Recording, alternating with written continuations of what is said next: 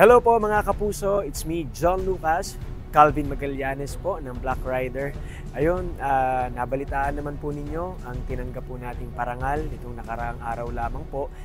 Sa tulong, awa ng Diyos at sa pag-ibig at pagsuporta nyo po sa aming programa, tayo po ay nabigyan ng parangal na TV Supporting Actor of the Year.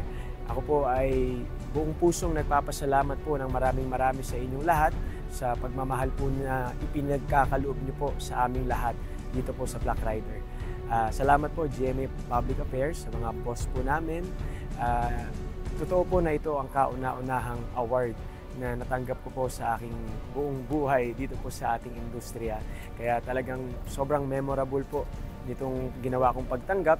And of course, syempre, itong Black Rider ay habang nabubuhay tayo, nakatatak talaga ito sa ating puso't isipan.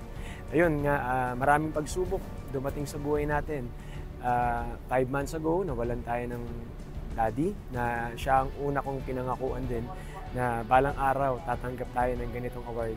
Hindi niya po niya nakita, pero hindi naman ibig sabihin na tayo ay dumaan sa pagsubok.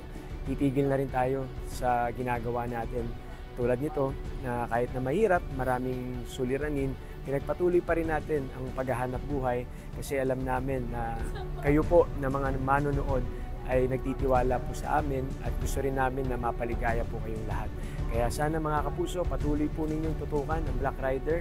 Huwag po kayo magsasawa. Suportahan niyo po ang lahat ng programa ng GMA Public Affairs.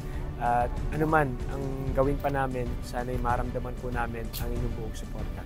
Muli, maraming salamat po. Mahal na mahal po kayong lahat mga kapuso. Let's go, Team Calvin!